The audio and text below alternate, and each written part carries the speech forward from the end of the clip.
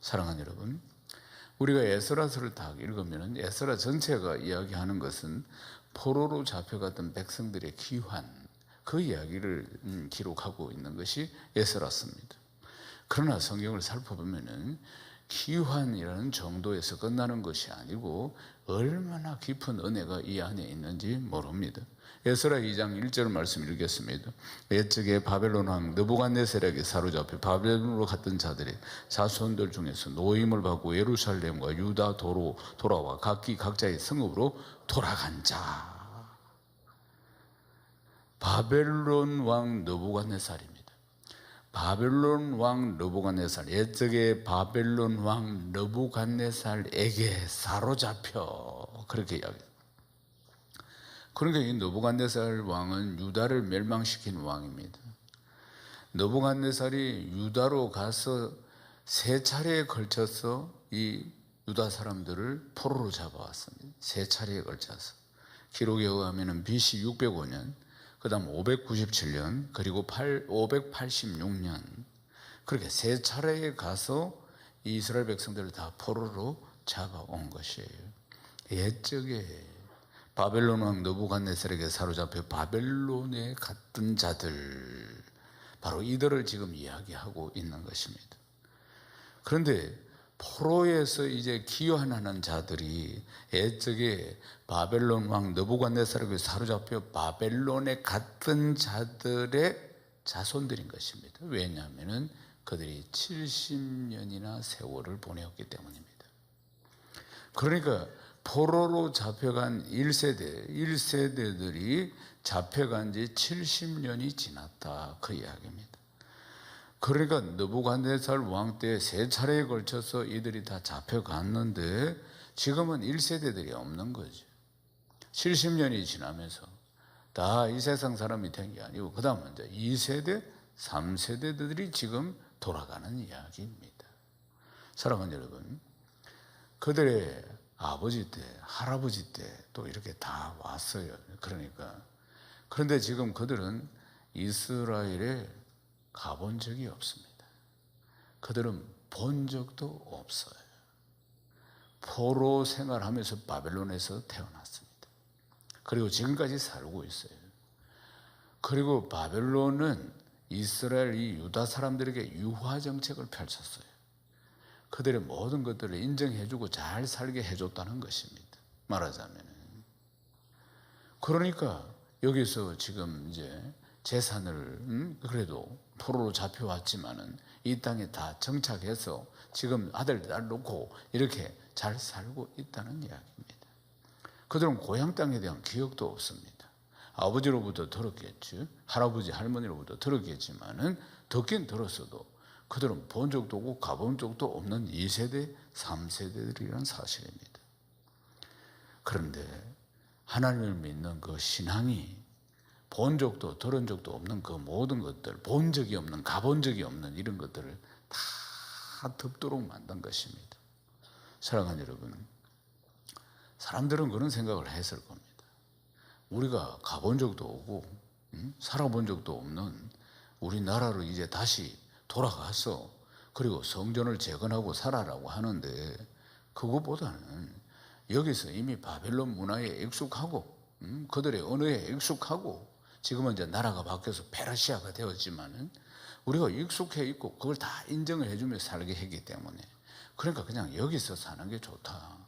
거기 가서 어떻게 맨 땅에 헤딩을 해가지고 다시 뭘 어떻게 가본 적도 없는 나라를 가본 적도 없는 성전을 우리가 어떻게 건축을 하겠느냐. 그럼 가려고 하면 모든 재산이나 기득권을 다 내려놓고 가야 되는데 그러면서 가지 않겠다고 하는 사람들도 분명히 있었을 것입니다.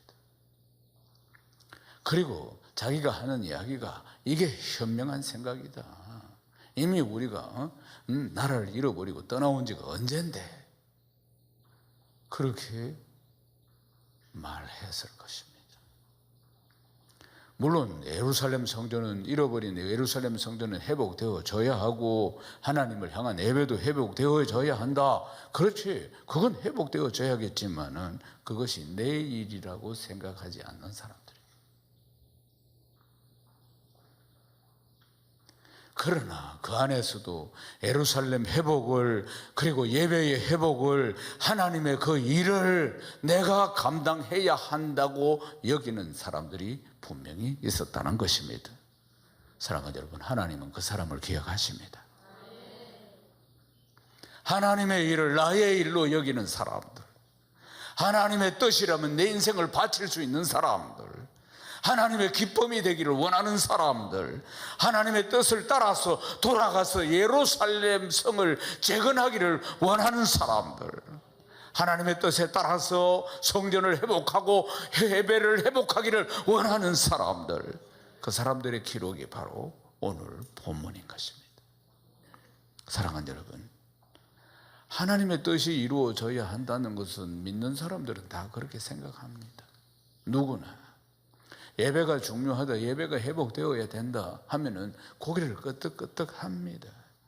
무너진 예루살렘도 회복시켜야 된다 하면은 그렇지, 중요한 일이야, 그렇게 이야기를 합니다. 그런데 내가 바로 그 일을 해야 할 사람이다, 내가 바로 그 하나님의 뜻을 이루어야 할 사람이다, 내가 바로 예배를 회복시켜야 할 사람이다, 내가 그 성전을 건축해야 될 사람이라고 생각하는 사람이 되어야 할 줄로 믿습니다. 아멘입니까? 이사야 6장 8절 말씀 우리 읽겠습니다. 내가 또 주의 목소리를 들으니 주께서 이르시되 내가 누구를 보내면 누가 우리를 위하여 갈고 하시니 그때 내가 이르되 내가 여기 있나이다, 나를 보내소서 하였더니. 아멘. 이스라엘 백성들을 향해서 탄식하시는 하나님의 음성 아니겠습니까? 이 백성들이 패역해서 각기 제갈 길로 갔는데 내 목소리를, 내 이야기를 대언할 사람이 누구냐, 그 역할을 할 사람이 누구냐, 내가 누구를 보내고 누가 우리를 위하여 갈고, 이 패역한 백성들에게 가서 내가 전해줄 이야기를 들려줄 사람이 누구인가? 이 말에 응답한 사람은 이사야 선지자 한 사람이었습니다. 내가 여기 있나이다, 나를 보내소서. 할렐루야. 내가 여기 있나이다, 나를 보내소서. 하나님의 말씀을 대언하는 이 귀한 사명, 이 패역한 백성들이기 때문에 하나님의 말씀을 전하다가 봉변을 당할 수도 있고, 그리고 이 강팍한 마음들이 어찌할 줄도 모르는 그런 상황 가운데서도 내가 여기, 그래서 아무도 나서지 않았어. 내가 여기 있나이다, 나를 보내어 주소서. 그래서 이 패역한 민족들을 향해서 하나님의 말씀을 선포하는 자가 되었다는 사실입니다. 예루살렘 회복 좋습니다. 다른 사람들의 손에서 이 예루살렘이 회복되는 거, 그거 너무 좋습니다. 그렇지만은 내가 그 일을 하기에는 역부족입니다, 힘듭니다, 상황이 안 됩니다, 이렇게 이야기하기도 합니다. 그런 사람에게는 하나님의 은혜가 없습니다. 감격도 없습니다. 하나님의 뜻이 나를 통해서, 나의 헌신과 충성을 통해서 이루어지는 그런 은혜를 누릴 수 없습니다. 하나님께서 나를 사용하시는 그 은혜를 누릴 수 없다는 것입니다. 하나님의 섭리가 내 생애 가운데 어떻게 펼쳐지는지 그 은혜를 누릴 수가 없는 것입니다. 하나님께서 나를 붙들어서, 그분은 토기장이고 우린 토기인데 어떻게 사용하시는지 그런 은혜를 누릴 수가 없는 것입니다. 이스라엘 백성들에게 하나님이 원하셨던 것은 단지 무너진 건물을 다시 세우는 것이 아니라 하나님을 향한 예배를 회복하는 것입니다. 하나님만 섬기는 나라로 회복되는 것입니다. 하나님께서 우리 인생의 주인 되시는 하나님의 백성의 회복이 하나님이 원하시는 것이었다는 것입니다. 그 뜻을 향해서 온전히 나아간 사람들을 하나님은 기억하고 계신다는 것을 이렇게 하나하나 다 기록한 것입니다. 사랑하는 여러분, 하나님께서 오늘 우리에게 원하시는 것이 무엇이겠습니까? 그 뜻을, 하나님의 뜻을 깨달아 행하는 지혜를 소유해야 하는 줄로 믿습니다. 하나님의 뜻을 깨달아 행하는 지혜가 여러분에게 임하기를 주님의 이름으로 축원합니다. 우리도 예배를 회복해야 합니다. 우리도 회복해야 할 것이 참으로 많이 있습니다. 단지 예배를 드리는 어떤 행위를 회복하는 것이 아니라 온 마음과 정성을 다해서, 온 마음과 정성을 다해서 영과 진리로 하나님께 예배드리는 것을 회복해야 하는 줄로 믿습니다. 이 예배의 회복이 하나님이 내 삶의 중심이 되고 내 삶의 모든 것이라고 고백하는 것입니다. 교회를 향한 한 걸음 한 걸음을 주저하지 않아야 하는 것입니다. 이것이 하나님의 뜻이라면은 다른 사람을 통해서 예배가 회복되는 것이 아니라 나를 통해서 예배가 회복되는 것을 꿈꿔야 하는 줄로 믿습니다. 그리고 주실 은혜를 기대하고 소망하고 누려야 하는 줄로 믿습니다. 오늘 본문에 기록된 사람들은 은혜와 감격 속에 살았던 사람들입니다. 그들이 걷는 길이 비록 험난했지만 하나님께서 주시는 길을 걸었기 때문인 것입니다. 사랑하는 여러분, 오늘 본문에 보면 여러 부류의 사람들이 기록되어 있습니다. 먼저 기록된 사람들은 지도자들입니다. 에스라 2장 2절을 함께 읽겠습니다. 고 스룹바벨과 예수아와 느헤미야와 스라야와 레헬라야와 모르드게와 빌상과 미스발과 비그레와 르훔과 바하나와 등과 함께 나온 이스라엘 백성의 명수가 이러하니. 아멘. 먼저 나오는 인물들은 이들의 지도자입니다.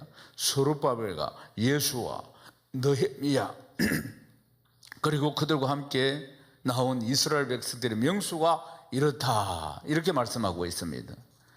그러니까 이들의 전체적인 실질적인 지도자의 이름은 스룹바벨입니다. 근데 스룹바벨은 어떤 사람인가? 에스라 3장 2절에 보면은 스룹바벨은 여호와긴 왕의 장자 스갈디알의 아들입니다. 그러니까 다윗 왕가의 전통성을 이어올 수 있는 후손이 바로 스룹바벨입니다. 이것은 하나님께서 일하시고 계신다는 것을 보여주고 있습니다. 페르시아가 지금 포로들을 보내는데 페르시아 입장에서 보면은 전통성을 가진, 왕가의 정통성을 가진 지도자를 앞세워서 보내었을 때 유익이 있을 것이고, 그리고 또한 문제가 생길 수도 있다는 사실이에요. 유익이라는 것은 일단 질서가 잡힐 것이고, 왜냐하면 리더십이 분명하니까. 그러나 그 분명한 리더십으로 하나가 됨으로 해서 반란이나 반역을 일으킬 수도 충분히 있다는 것입니다. 사랑하는 여러분, 우리는 여기서 스룹바벨을, 이 왕가의 제일 최고의 자손인 스룹바벨을 리더로 하나님께서 지금 세워서 들어가게 하시는 장면 속에서는 하나님이 다윗 왕가의 전통성을 가진 스룹바벨을 지도자로 세우도록 하나님께서 세상 나라를 움직였기 때문인 것입니다. 아멘이십니까? 그것은 다윗에게 하셨던 언약을 지키시는 것. 이들은 다윗에게 하나님이 하셨던 언약을 잘 알고 있습니다.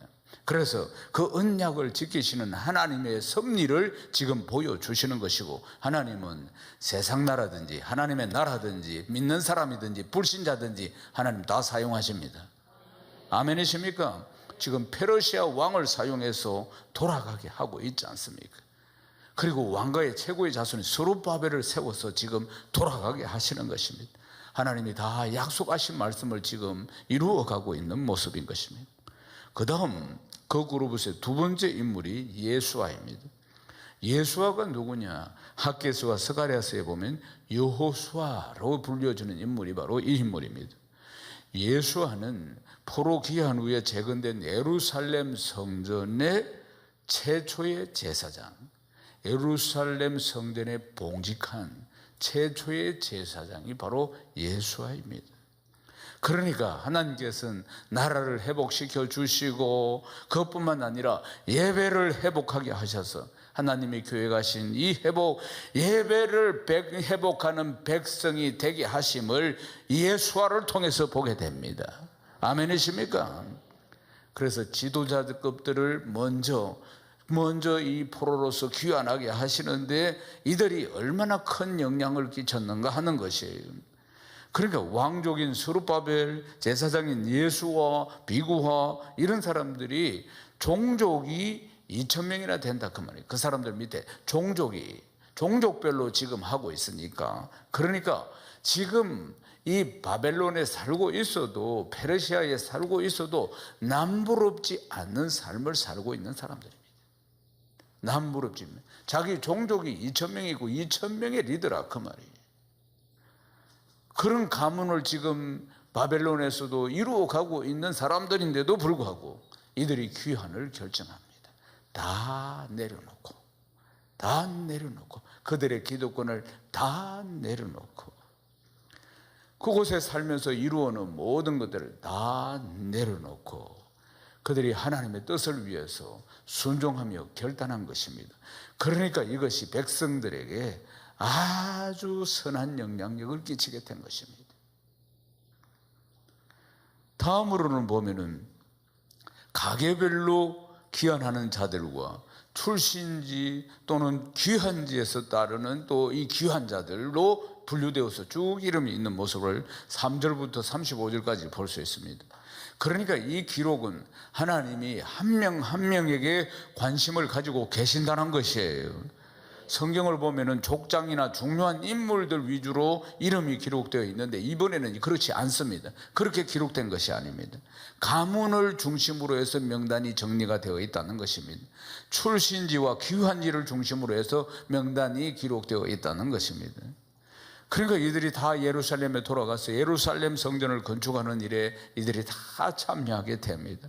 예루살렘에 가서 예배를 회복하라고 하는 하나님의 뜻에 응답해서 순종해서 귀환한 인물들인 것입니다. 그러니까 이들 한 사람 한 사람이 다 이사야 선지자가 고백한 것처럼 내가 여기 있나이다 나를 보냈으라고 대답한 귀환하는 사람들입니다. 아멘이십니까? 하나님이 찾으실 때마다 내가 여기 있나이다 나를 보내소서 나를 서시옵소서 고백하는 복된 인물 되시길 주님의 이름으로 축원합니다.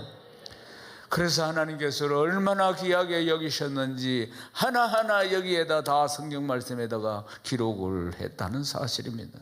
사랑하는 여러분, 우리에게는 이렇게 보면은 생소한 가문의 이름들입니다. 그렇지만은 이 가문이 신앙의 명문가인 것입니다. 하나님이 기뻐하시는 명문 가문인 것입니다. 36절부터는 성전에서 일하는 자들의 명단을 기록하고 있습니다. 그 제사장 가문, 레위인들, 성전 봉사자들, 그리고 기타 귀한 자들의 이름들이 쭉 기록되어 있습니다. 하나님께서 성전에서 각양각색으로 봉사하는 자들을 귀환하게 하셔서 예루살렘의 회복을, 예배의 회복을 준비하고 계셨던 것입니다. 70년, 사랑하는 여러분, 70년 만에 귀환합니다. 70년 긴 세월입니다. 한 사람의 인생이에요. 사랑하는 여러분, 이 긴 시간 동안 믿음을 지키고 하나님의 때가 이르렀을 때 그렇게 순종하고 나설 수 있었다는 것은 무슨 뜻일까요? 사랑하는 여러분, 사람은 기억이 한계가 있습니다. 아무리 강렬한 체험도 시간이 지나면 잊혀지는 거예요. 근데 이스라엘 백성들은 나라를 잃었습니다. 포로로 잡혀갔어요. 성전도 다 잿더미가 되었어요. 모든 걸 다 잃었어요. 70년이나 지났어요. 사랑하는 여러분, 그 70년이라는 세월 속에 당연히 잊혀지는 것 아니겠습니까? 모든 것들이 자기 나라에 대한 추억도 그리고 성전에 대한 추억도 들어서 그들이 알았지만은 점점 이 문화에 젖어들고 바벨론 살기 좋고 뭐 바벨론에서 유화 정책으로 모든 걸 그때 인정해주고 자기들 재산도 인정해주고 그렇게 살아가고 있는데 별 아쉬움이 없는데, 그리고 2세대, 3세대가 될수록 더 그렇지 않겠습니까? 사랑하는 여러분, 이전 일을 기억한다는 것은 쉽지 않습니다. 그래서 하나님께서 이 백성들에게 미리 말씀을 주셨어요. 늘 하나님의 말씀을 기억해야 한다는 것을 말씀하셨어요. 신명기 6장 6절에서 9절 말씀 읽겠습니다. 오늘 내가 내게 명하는 이 말씀을 너는 마음에 새기고 네 자녀에게 부지런히 가르치며 집에 앉았을 때든지 길을 갈 때든지 누워 있을 때든지 일어날 때든지 이 말씀을 강론하고 너는 또 그것을 네 손목에 메고 기호를 삼고 내 미간에 붙여 표로 삼고 또 내 집 문설주어 바깥문에 기록할지니라. 아멘. 이스라엘 백성들이 이렇게 했다는 것입니다. 70년의 세월이 흘러도 이 말씀을 네 마음에 새기고 네 자녀에게 부지런히 가르치고 집에 앉았을 때든지 길을 갈 때든지 누워 있을 때든지 일어날 때든지 이 말씀을 강론하고 또 그것을 네 손목에 메어서 기호로 삼고 네 미간에 붙여서 그리고 말 삼고 그리고 내 집 문설주어 바깥문에도 기록해라. 이들이 이렇게 살았다는 것입니다. 사랑하는 여러분, 그리고는 주님 오시고 나서 또 2000년이나 나라를 잃고 살았는데 또 그들이 회복할 수 있었던 것은 이 말씀대로 늘 말씀을 붙들었기 때문에 그런 것입니다. 사랑하는 여러분, 이 백성들이 이 말씀을 늘 마음에 새기기를 힘썼다는 것입니다. 그렇지 않고는 돌아갈 수가 없었을 것입니다. 이 말씀을 이 가르침대로 나라를 읽고 성전을 읽고 그래서 포로로 왔지만은 이 말씀을 손목에 차고 머리에 집에 붙이고 아이들에게 일일이 그 말씀을 가르치고 그래서 70년이 지났는데 예배를 회복하기를 꿈꾸었던 백성들이 이 말씀이 붙들었기 때문에 돌아갈 수가 있었던 것입니다. 사랑하는 여러분, 우리의 삶도 역시 마찬가지입니다. 하나님의 말씀을 기억하는 자가 하나님을 의지하는 자인 것입니다. 하나님의 말씀을 붙든 사람이 하나님께로 돌아오는 자인 것입니다. 하나님을 향한 믿음으로 무장한 자가 결국은 쓰임받는 일꾼이 되는 것입니다. 하나님을 진실로 사랑하는 자들이 하나님을 바라보는 자들인 것입니다. 상황과 환경과 이 사람에게 눈을 돌리는 것이 아니라 언제나 하나님께 시선을 고정하는 사람들인 것입니다. 어떤 상황 가운데서도 하나님을 모시고 하나님을 의지하는 사람으로 훈련된 사람들인 것입니다. 아멘이십니까? 이런 귀한 성도 되시기를 주님의 이름으로 축원합니다. 이사야 10장 20절에서 21절 말씀 읽겠습니다. 그날에 이스라엘의 남은 자와 야곱 족속의 편안한 자들이 다시는 자기를 친 자를 의지하지 않고 이스라엘이 거룩하신 이 여호와를 진실하게 의지하리니 남은 자 곧 야곱의 남은 자가 능하신 하나님께로 돌아올 것이라. 아멘. 성경은 계속해서 남은 자가 돌아올 것이라고 그렇게 말씀하고 있는 것입니다. 모두가 돌아오는 게 아니라 남은 자가 돌아온다는 것입니다. 남은 자를 사용하시고, 아멘이십니까? 남은 자 되시기를 주님 이름 축원합니다. 사랑하는 여러분, 남은 자가 누굽니까? 여호와를 진실하게 의지하는 사람들이라고 말씀하고 있는 것입니다. 어떤 상황 가운데서도 하나님을 기억하는 자들, 어떤 상황 가운데서도 말씀을 놓지 않는 자들, 어떤 상황 가운데도 굴하지 않고 예배 드리는 자들, 하나님을 진실하게 의지하는 자들이 돌아올 것이라고 말씀하고 있는 것입니다. 사랑하는 여러분, 이제 말씀을 마무리하겠습니다. 나는 어떤 사람인가? 70년의 포로 기간을 보낸다 할지라도 신앙을 지키고 하나님을 더 사랑하고 하나님을 더 의지하고 하나님의 뜻에 따라 모든 것을 버리고 성전을 회복하기 위해서 길을 떠나는, 예배를 회복하기 위해서 길을 떠나는, 모든 것을 내려놓는 그런 믿음의 사람 되시기를 주님의 이름으로 축원합니다. 하나님의 책에 이렇게 이름이 기록된 것처럼 사랑하는 여러분, 하나님의 기억에 영원히 남는 귀하고 복된 인물 되시기를 주님의 이름으로 축원합니다. 하나님의 뜻이 지금 어디에 있습니까? 지금 예배가 무너지고 있는 이 시대에, 이 바이러스의 포로 아닌 포로기를 보내고 있는 이때에 하나님은 우리가 예배가 회복되기를 원하십니다. 누가 예배를 회복할 수 있겠습니까? 하나님을 사랑하고 하나님을 의지하는 사람만이 예배를 회복할 수 있는 줄로 믿습니다. 이러한 상황 가운데 믿음으로 헌신하는 신앙의 명문가가 이럴 때 탄생하는 것입니다. 위기가 기회인 것입니다. 사랑하는 여러분, 하나님은 흔들어 보신다고 하지 않습니까? 알곡인지 가라진지 흔들어 보신다는 것입니다. 사랑하는 여러분, 이럴 때 내 믿음 내가 지켜서 믿음의 명문 가문 만들어야 하는 것이고 믿음에 헌신하는 일꾼들이 되어야 할 줄로 믿습니다. 다 그렇게 신앙생활하고 타협하며 신앙생활한다 할지라도 내 믿음은 내가 지키는 것입니다. 내 신앙은 내가 지키는 것이에요. 사랑하는 여러분, 하나님 앞에 영원히 기억되는 이름 되시고 가문 되시기를 주님의 이름으로 축복합니다.